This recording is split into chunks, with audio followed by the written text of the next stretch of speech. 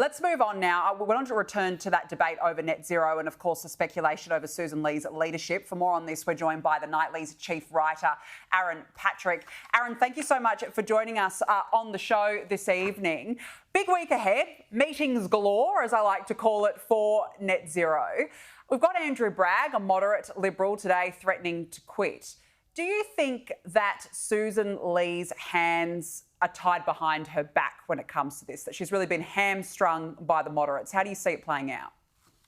Well, she's really been squeezed between a rock and a hard place, Danica, because she's got the Nationals who've already dumped net zero, and then you've got very senior Liberal front benchers like Andrew Bragg saying they'll quit the ministry or quit the shadow ministry if net zero is dumped. So this puts her in a really difficult position, and they're going to have to find some way out of it, like Houdini-like, to keep everyone on board. And it's going to be pretty fascinating to see how she can pull it off.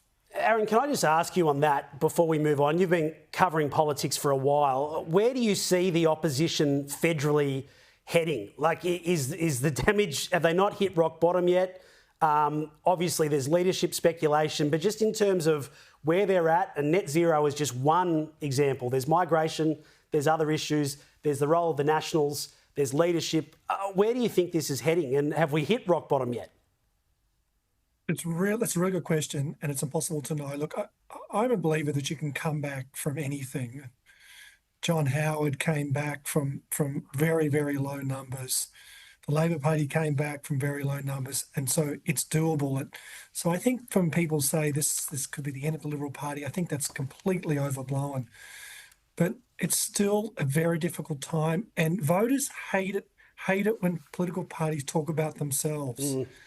They see political parties who can't agree as not responsible enough to hold the reins of government.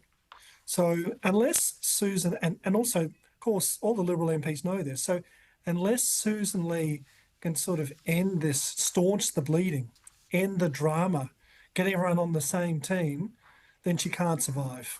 And I think it's as simple as that.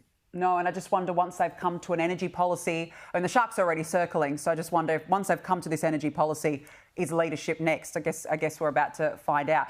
I want to ask you about this. Islamic fundamentalist group Hizb ut-Tahrir is planning to host a national conference in Sydney this month. The Daily Telegraph is reporting that the event is being promoted with messages such as, quote, Islam, the change the world desperately needs, and other things. This comes days after ASIO Director General Mike Burgess likened the group's tactics in Australia with neo-Nazis. Aaron, there have been concerns for quite a while about this group. Why hasn't the Australian government moved to label them a terrorist group yet? Because I think they're too afraid. I think they'll see it as just I think it'll upset too many people on the left.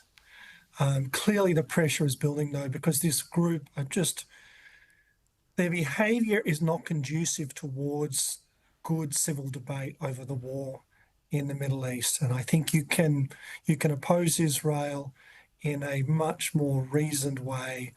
And the language that this group uses is just designed to inflame hatred and sow civil discord.